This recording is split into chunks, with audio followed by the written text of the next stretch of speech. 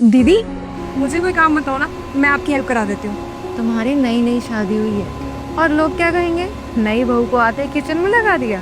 तो क्या हुआ दीदी, हर माना कि आप इस घर की बड़ी बहू हैं, तो इसका मतलब ये तो नहीं कि सारा काम आप ही करेंगी। बताइए, मैं कुछ काम कराती हूँ। बेटा ये सब्जी देखो ऐसी ही पड़ी है, इसको ढक तो दिया करो कम से कम, और ये चिमनी बंद कर दिया करो जब काम हो जाए तो, बिल बहुत आता है।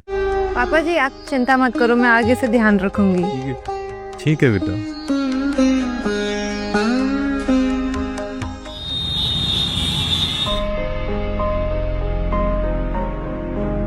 बेटा जब वहाँ बाहर बैठे हो तो इस कमरे का लाइट और एसी बंद कर दिया करो।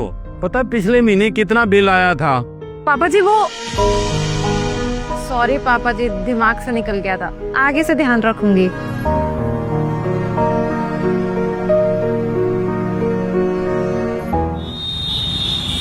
दीदी ये रात की बची हुई रोटियां फेंक दूं? हाँ वो पर बेटे रोटियां बढ़ाया ही उतनी करो ना जितनी खाई जा सके, इतनी फालतू क्यों बढ़ाते हो कि फेंकनी पड़ती हैं? लेकिन पापा वो सॉरी पापा जी, वो गुरप्रीत की रोटी बच गई थी, उसने नहीं खाई थी, आगे से ध्यान रखेंगे। ठीक है, आगे से ध्यान रखना।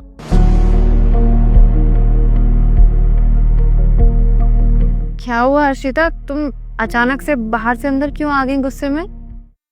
दीदी आपको नहीं लगता कि पापा जी कुछ ज्यादा ही टोकते हैं? हाँ मैंने सुना था कि घरों में सास बहुओं को टोकती है, लेकिन यहाँ तो सब कुछ उल्टा ही हो रहा है। मम्मी जी तो कुछ कहते ही नहीं है, लेकिन पापा जी एक मौका नहीं छोड़ते टोकने का। और एक आप है जो उनकी बातों में जीजी जीजी करती रहती हैं, उनको तो कुछ कहती ही नहीं है आप। मैं उनसे इसलिए कुछ नहीं कहती क्योंकि मैं उनको समझती हूँ।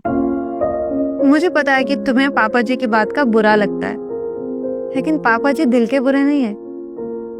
तुम्हें पता है, खास तुम्हारी जगह ना मैं खुद को देख रही। जब मेरी नई नई शादी हुई थी और मैं शादी करके घर पर आई थी, तो पापा जी मुझे भी ऐसा टोका करते थे और मुझे भी बहुत बुरा लगता था कि जब देखो पापा जी हर चीज के लिए टोकते रहते। तब मुझे मम्मी ने बताया कि जब वो शादी करके घर में आई थी ना, तब उनके पास ना सिर्फ एक कमरे का घर था, और आज जो हम इतनी आसानी से एसी में बैठे हैं, सारी फैसिलिटीज है हमारे पास, वो सिर्फ पापा जी की कड़ी मेहनत का नतीजा है। तपती धूप में उन्होंने ना जाने कैसे कैसे काम किया होगा, तब जाके हमें सारे ऐशो आराम मिले।